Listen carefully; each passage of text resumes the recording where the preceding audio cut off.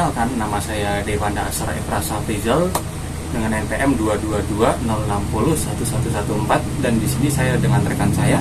Saya Opinda Lestari dengan NPM 222-060-1046. Jadi di sini kami akan mempresentasikan paper kami yang berjudul Studi Kasus Penegakan Hukum Tindak Pidana Terorisme, Analisis Mendalam Kasus Bom Sarinah pada tahun 2016, yang akan kami paparkan melalui infografis berikut ini.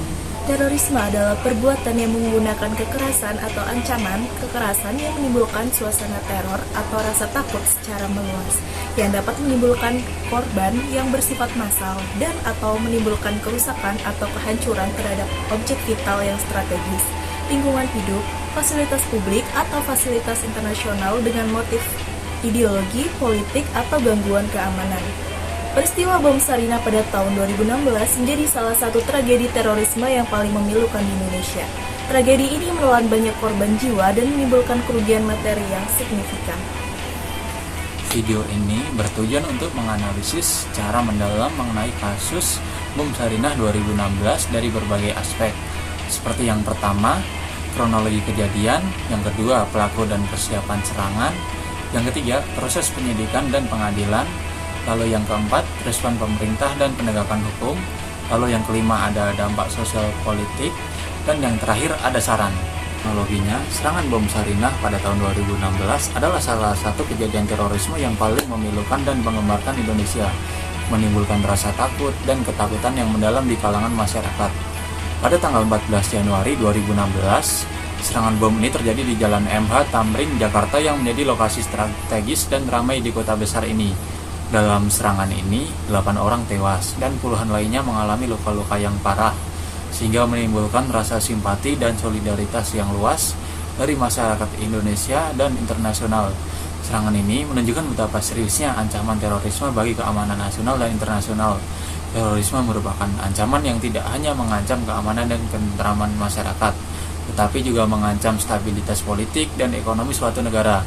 Serangan bom ini juga menunjukkan bahwa terorisme tidak hanya terbatas pada suatu negara atau wilayah, tetapi dapat terjadi di mana saja dan kapan saja. Serangan ini juga menunjukkan bahwa terorisme tidak hanya mengancam keamanan fisik, tetapi juga mengancam keamanan psikologi dan sosial masyarakat. Serangan ini dapat menimbulkan rasa takut, ketakutan, dan kecemasan yang mendalam di kalangan masyarakat, sehingga dapat mengganggu kehidupan sehari-hari dan menghambat kemajuan suatu negara. Nah, selanjutnya ada pelaku dan persiapan serangan. Para pelaku serangan bom Sarinah menunjukkan tingkat persiapan dan koordinasi yang sangat tinggi, menunjukkan kemampuan yang tidak biasa dalam mengorganisir dan melakukan serangan yang kompleks. Mereka telah menerima pelatihan militer yang intensif, penggunaan senjata api yang efektif, dan merakit bom sendiri dengan teknologi yang canggih. Bahrun Naim, sebagai koordinator utama, diduga memanfaatkan internet untuk mengkoordinasi dan memberikan instruksi kepada para pelaku secara rinci, memungkinkan mereka bergerak dengan cepat dan efektif.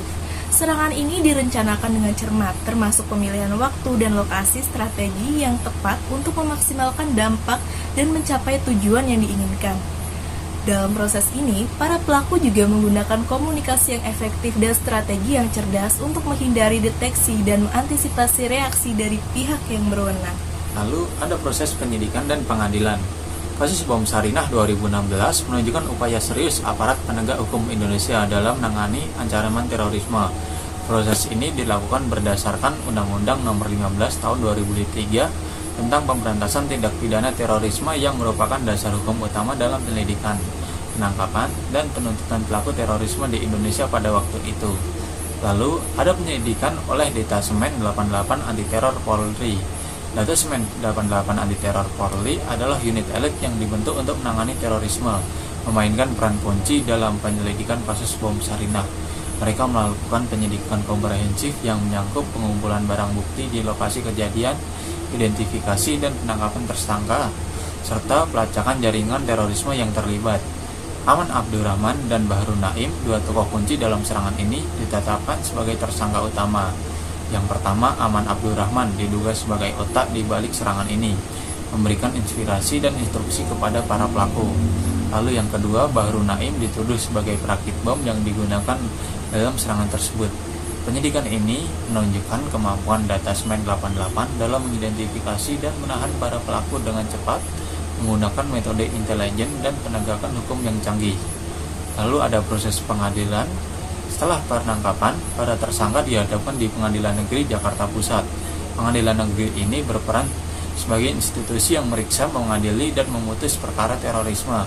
Berdasarkan bukti yang diajukan oleh jaksa penuntut umum, putusan terhadap Ahmad Abdurrahman dan Bahru Naim. Jadi yang pertama, Ahmad Abdurrahman pada tahun 2018, Ahmad Abdurrahman dijatuhi hukuman mati oleh Pengadilan Negeri Jakarta Pusat. Putusan ini didasarkan pada perannya sebagai dalang serangan dan bukti yang kuat menghubungkan dirinya dengan kelompok teror. Lalu pada tahun 2020,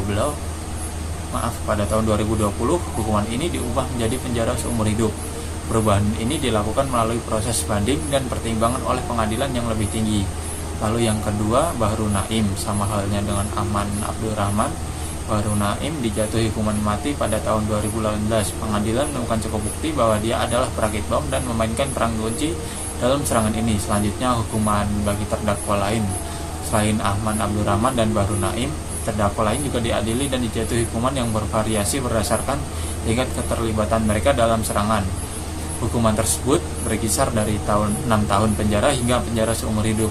Penentuan hukuman ini didasarkan pada keterlibatan langsung atau tidak langsung mereka, serta bukti yang diajukan selama persidangan. Dalam Undang-Undang Nomor 15 Tahun 2003, proses penyidikan dan pengadilan kasus bom Sarinah 2016 dilakukan dengan berlandaskan Undang-Undang Nomor 15 Tahun 2003 tentang pemberantasan tindak pidana terorisme. Undang-undang ini memberikan kerangka hukum yang jelas untuk penangkapan tindak pidana terorisme, termasuk definisi terorisme, prosedur penangkapan dan penahanan tersangka, serta sanksi pidana bagi pelaku terorisme. Undang-undang ini juga memperkuat peran institusi seperti Datasemen 88 Anti Teror Polri dalam menjalankan tugas mereka. Selanjutnya ada respon pemerintah dan penegakan hukum. Pemerintah Indonesia merespon serangan bom Sarinah dengan langkah-langkah cepat dan tegas yang mencerminkan komitmen kuat terhadap keamanan nasional dan perlindungan warga negara. Nah, langkah-langkah yang diambil tidak hanya mencangkup evakuasi cepat dan pengamanan lokasi kejadian, tetapi juga memastikan transparansi informasi kepada publik untuk mencegah penyebaran hoaks dan ketidakpastian. Selain itu, pemerintah meningkatkan kewaspadaan melalui penambahan patroli dan peningkatan keamanan di tempat-tempat strategis. Dalam menanggapi ancaman terorisme, pemerintah juga melakukan revisi kebijakan anti-terorisme untuk menyesuaikan dengan dinamika ancaman yang terus berkembang. Pada revisi ini diwujudkan dengan mengamandemen Undang-Undang Nomor 15 Tahun 2003 tentang pemberantasan tindak pidana terorisme menjadi Undang-Undang Nomor 5 Tahun 2018 yang memperketat sanksi dan memperluas definisi tindakan terorisme. Selain itu, kerjasama internasional juga diperkuat untuk memastikan pertukaran informasi intelijen yang lebih efisien dan efektivitas operasi kontraterorisme lintas negara. Program deradikalisasi dan pencegahan dan digalakkan untuk mengurangi potensi radikalisasi di masyarakat, melibatkan berbagai elemen mulai dari pendidikan, keagamaan, hingga komunitas lokal. Penegakan hukum dalam kasus ini dijalankan dengan tegas dan sesuai dengan peraturan yang berlaku, memastikan bahwa setiap pelaku mendapatkan hukuman yang setimpal sesuai dengan undang-undang yang berlaku. Selanjutnya, mengenai dampak sosial politik kejadian bom Sarinah pada tahun 2016. Serangan bom Sarinah memiliki dampak yang sangat signifikan terhadap jaringan teroris dan mengungkapkan kerentanan keamanan yang ada di ibu kota Indonesia. Serangan tersebut tidak hanya menyoroti celah-celah dalam sistem keamanan domestik, tetapi juga mengungkap keterlibatan dan pengaruh jaringan teroris internasional seperti ISIS di Indonesia. Hal ini menunjukkan bahwa jaringan teroris global dapat memanfaatkan kelemahan lokal untuk menjalankan agenda mereka.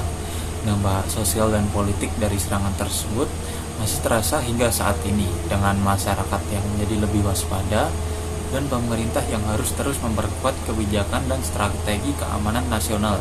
Peristiwa ini telah memaksa pemerintah untuk mengevaluasi ulang dan memperbarui langkah-langkah preventif guna mengatasi ancaman terorisme yang semakin kompleks dan canggih. Selain itu, dampak psikologi dari serangan ini menciptakan rasa takut dan tidak kepastian di kalangan masyarakat.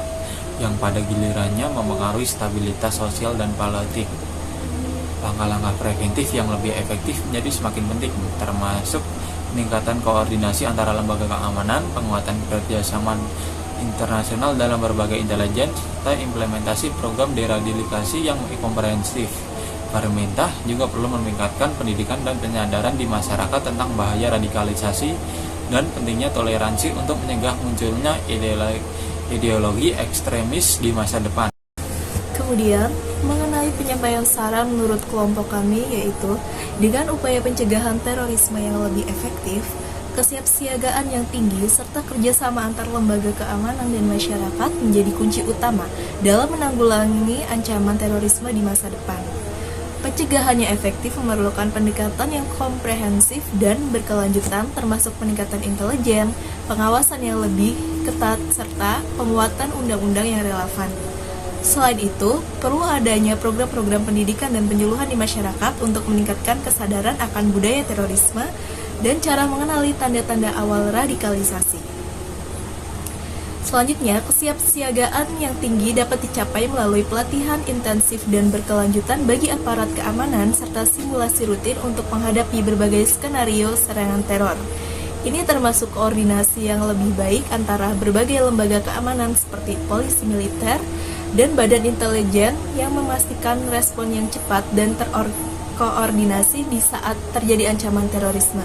Teknologi canggih juga harus dimanfaatkan seperti penggunaan sistem pengawasan CCTV yang terintegrasi, analisis data besar, dan kecerdasan buatan untuk mendeteksi aktivitas mencurigakan lebih dini.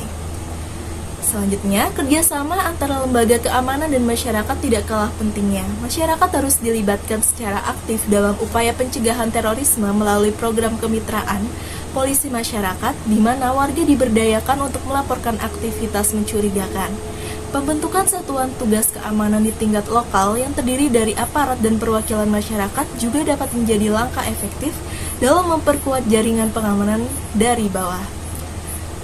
Tak hanya itu, kerjasama internasional juga sangat penting untuk meningkatkan kapasitas dalam mendeteksi dan menanggulangi ancaman terorisme secara lebih efektif. Pertukaran informasi intelijen antar negara, pelatihan bersama, dan kerjasama operasi kontraterorisme harus terus ditingkatkan. Selain itu, Indonesia harus aktif dalam berbagai forum internasional yang membahas masalah terorisme, seperti PBB, ASEAN, dan organisasi regional lainnya untuk memastikan harmonisasi kebijakan dan strategi global dalam menghadapi terorisme. Selain itu, upaya deradikalisasi juga harus diperkuat dengan program-program yang tidak hanya menargetkan individu yang sudah terpapar radikalisasi, tetapi juga upaya preventif di sekolah-sekolah dari komunitas untuk mencegah menyebarkan ideologi ekstremis. Pemerintah dapat bekerja sama dengan tokoh agama, pendidik, dan organisasi masyarakat sipil untuk mengembangkan narasi alternatif yang positif dan mendukung perdamaian serta toleransi. Dengan menggabungkan pendekatan-pendekatan tersebut diharapkan Indonesia dapat membangun sistem pencegahan terorisme yang lebih tangguh dan responsif, sehingga mampu menangkal ancaman-ancaman di masa depan yang lebih efektif. Demikian pemaparan video yang kami sampaikan. Kami berharap video ini dapat memberikan pemahaman yang lebih mendalam tentang kasus bom Sarinah 2016 dan meningkatkan kesadaran masyarakat tentang bahaya terorisme. Kami juga berharap video ini dapat memotivasi masyarakat untuk berperan aktif dalam memerangi terorisme. Saya Devanda. Dan saya Oktinda. Mohon maaf bila melakukan kesalahan dalam tutur kata serta penyampaian materi. Sekian, saya dan rekan saya pamit undur diri. Terima kasih.